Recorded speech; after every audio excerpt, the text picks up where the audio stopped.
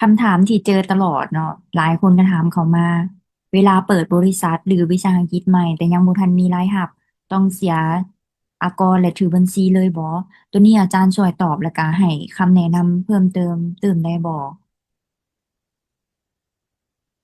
่จะเนาะถือว่าเป็นเรื่องที่หลายคนก็สงสัยว่าคันเฮายังบ่มีรายรับนี่เฮาสิเสียบ่อากรแล้วก็สิถือบัญชีบ่ถ้าอิงตามกฎหมายเนาะเวลากฎหมายว่าโดยวิสาหกิจเนี่ยเวลาเฮาสร้างตั้งวิสาหกิจขึ้นมาแล้วเนาะเฮาทางแขนงอ่า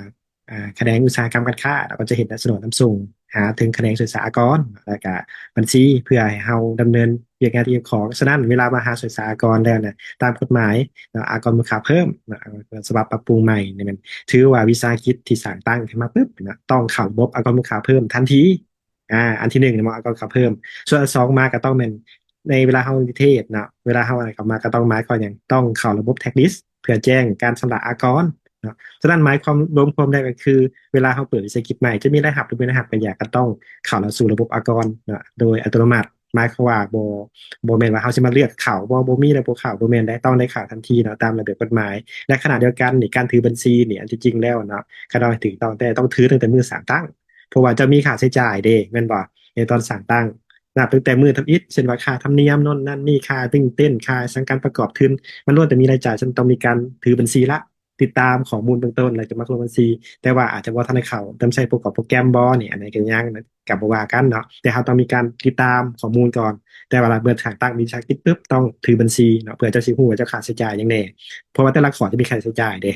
อันนั้นแสดงว่าข่าวมาแล้วนี่ต้องในข่าวถือสู่ระบบอากรเลยสมมติว่าเขากลับคืนมาเรื่องอากรข่าวเพิ่มคืนเนาะ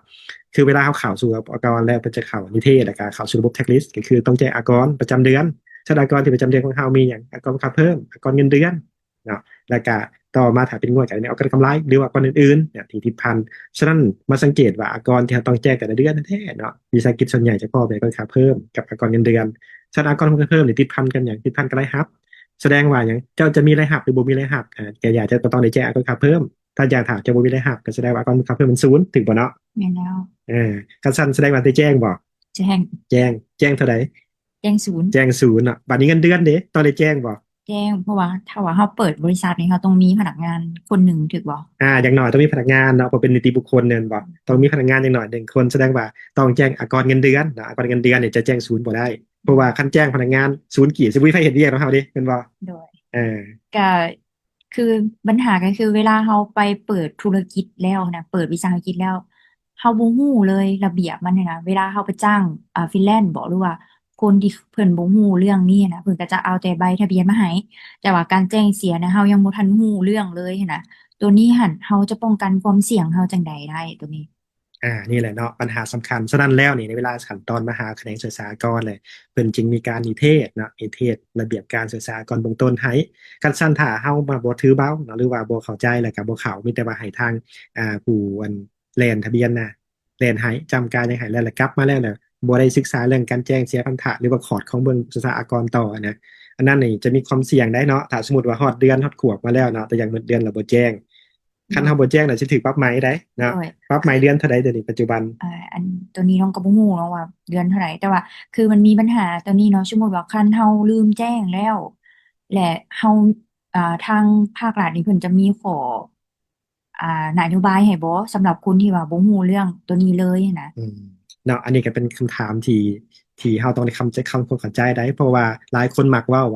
่ฮู้เฮ็ดผิดยอมบ่ผิดแม่นบ่เขาอาจจะเคยเบิ่งในหนังในละครกันเนาะแต่ความจริงแล้วบ่แม่นเนาะอันเฮาบ่ฮู้นั่นแหละเฮ็ดผิดแล้วมันแห่งผิดเพราะว่าอย่างหนึงนี่เนาะถ้าเฮาบ่เพราะว่าตอนนิเทศเนี่ยปกติเข้ามาในว่านิเทศเรื่องสถากรณ์นี่แม่น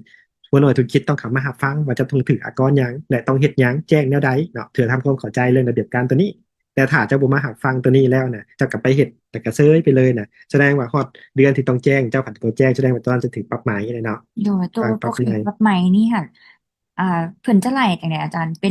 ป็นเดือนบ่หรือว่าเป็นปีที่ว่าเฮาบ่ได้เสียอากรตัวนี้ขึ้นจะมาหนึ่งเนาะคือเฮาบ่แจ้งมอบประจำเดือนเนี่ยจะปกติตัวประจำเดือนจะมีสองตัวเนาะคือกรมค่าเพิ่มกับกองเงินเดือนที่เขาว่ากันไปหั่นเนาะหมายความว่าถ้าเฮาลืมแจ้งเนาะหมายความว่าแจ้งนี่อากรสองตัวนี่มันจะแจ้งอยู่ในที่20ของเดือนถัดไปถ้าเฮาแจ้งบ่ทันกำหนดน่ะมันจะถึงปรับใหม่อากรละ500,000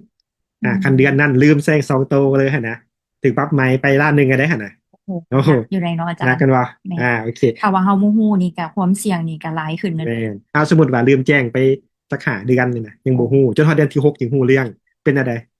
ถึกไหมถึงไหมบ่ทันได้ฮู้บ่ทันยังเลยบ่ถึงไหมแม่ก่อนเลยเนาะ กำไรนี่ก็ไปในการถึกไหมเลย บ่ทันเห็นอย่างเช่นว่าบอกเขาถามว่าเฮาฮู้แล้วเนาะพี่แต่เฮาแจ้งให้ทันกำหนดซื่อๆคันบ่มีรายได้ก็มันแจ้งศูนย์เนาะอืเออมฉะนั้นต้องปฏิบัติตามขั้นตอนฉะนั้นเรื่องเวียนงานจะสากลนี่ต้องทำความเข้าใจเนาะว่าเฮาเปิดธุรกิจใหม่เฮาต้องศึกษาก่อนบ่แม่นว่าเฮ็ดไปโดยอันที่ว่าเฮาบ่ฮู้ได้เจอถึงรายเรียกกรกาวย้อนหลังนี่นักได้เนาะส่วนว่าการถือบัญชีนี่แน่นอนแหละต้องถือเลยเด้อตั้งแต่เมื่อสร้างตั้งถ้ามีค่าใช้จ่ายยังต้องเก็บทอนเอกสารต่างๆให้ถูกต้องแล้วก็ลงบัญชีรายรับรายจ่ายทรัพย์สินหนี้สิน ให้มันครบเนาะตามระดับเหตุการณ์ตามกฎหมายของการบัญชีนะแต่ถึงตอนฉะนั้นเวลาเขาเปิดบริษัทนี่อย่างหน่อยสุดเขาต้องศึกษาอยู่สองกฎหมายที่เกี่ยวของเนาะก็คืออย่างกฎหมายอากรแต่การกฎหมายการบัญชีเนาะแต่ถามว่ากฎหมายมันหลายแน่นอนแหละเขากับบได้เข้าใจเมื่อเท่ากับศึกษาในส่วนที่ว่าเกี่ยวของธุรกิจเขาโอเควะเนาะโดย ฉะนั้นเบื้องต้นนี่ก็เอาลงกันเท่านี้ก่อนเนาะเลยจะแต่ถามว่าคันอยากรู้เรื่องเกี่ยวกับการเปิดวิชากิจเริ่มแรกอยากรู้เรื่องกฎหมายว่าเราต้องเสียหยังแบบใดนี้อาจารย์ก็มีคอร์สฝึกอบรมให้บ่หรือว่าเราต้องศึกษาอยู่ไสที่ว่าอาจารย์แนะนำให้พอคร่าวๆได้บ่จะกล่าวหมายความว่าทางอันบัญชีกรณีครับจะมีการฝึกอบรมเป็นระยะหรือว่าสามารถสอบถามเนาะเป็นรายบุคคลหรือรายวิสาหกิจก็ได้ก็ยินดีเนาะฉะนั้นก็ถือว่ามันก็มีหลายช่องทางที่เราจะสนทนากันได้มีแต่ว่าโอกาสหน้าเราจะมาสืบต่อกันอีกประเด็นงเนาะจะ